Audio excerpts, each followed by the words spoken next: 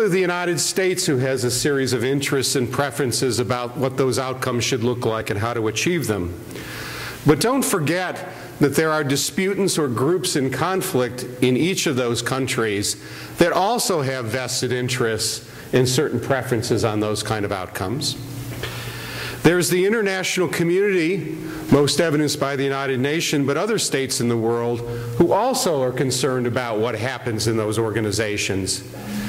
And don't forget that when you look at those two countries, the local population has perhaps the most immediate stake in vested interest in what happens there. So when we say success for whom, what's success for one group or one actor is not necessarily the same of what's for another.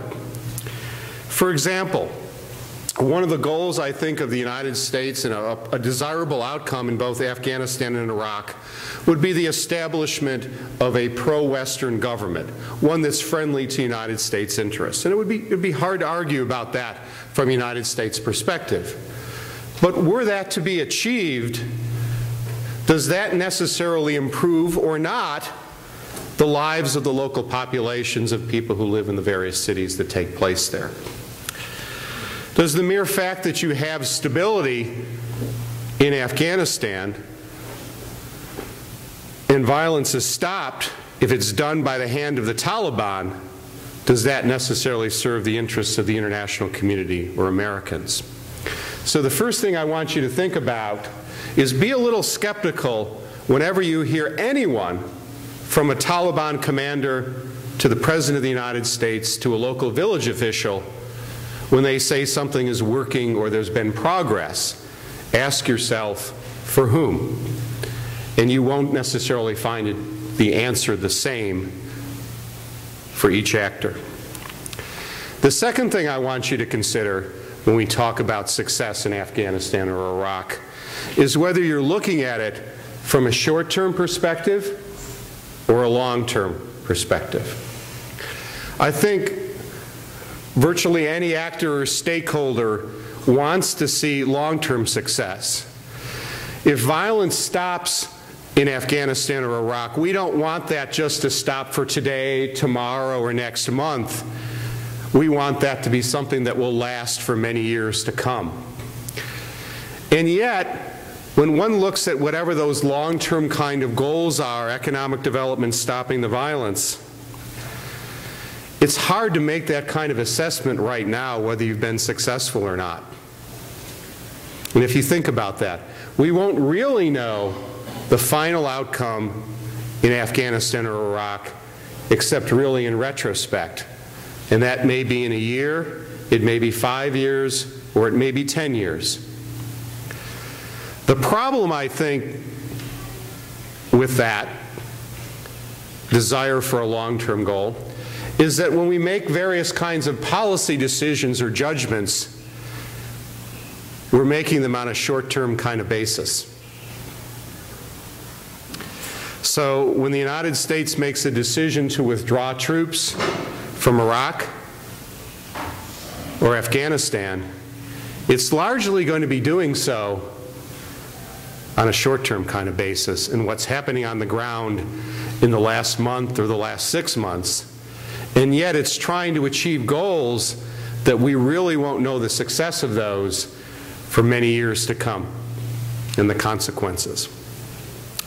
In some ways that's kind of unavoidable, but if nothing else, I want you to think that when our decision makers in the United Nations and the capitals of the world decide that something's a success, really the jury's going to be out for many years to come. And at best they're saying now that we're seeing the indicators for a short-term kind of success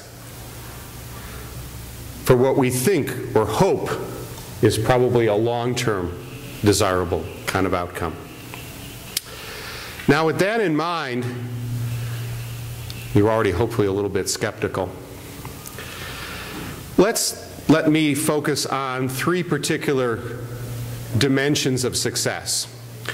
I'm going to ignore many of the kind of military indicators or the military elements of success, of how many people have died or some other kind of elements. And let me try and focus on 3 kinds of goals that I think are shared no matter who the stakeholders are. So this is not a talk about just success from the perspective of the United States, nor is it just a talk about success from the perspective of the local population in these countries. But it's goals that I think that regardless of whose perspective you look at, you can probably agree on. And therefore, I'm going to focus on what's often referred to as peace-building kind of goals rather than kind of military kinds of criteria. And by that, I mean enhancing the stability in the daily life of people who live there. And I want to focus on 3 different kinds of goals that I think are shared. One is local security, and I'll say a little bit about each one. The second one is establishing the rule of law. And third is facilitating effective local governance structures. The first is the idea of local security, which I consider almost a prerequisite for any kind of standard you want to use for success in Afghanistan. And that really means the establishment of physical protection of the civilians in their everyday activities. That's something that I think most groups in Afghanistan and Iraq want. It's certainly something the local population wants, and it's something the international and the community in the United States has worked actively to do. Well, how would you know whether progress is being made on establishing some elements of local security in those 2 countries? What kind of things would you look at? What kind of indicators? As a social scientist, I tend to be focused on things that are kind of fairly objective, the things we can see and make evaluations on. So here are by no means and anywhere a comprehensive list of things you might look at.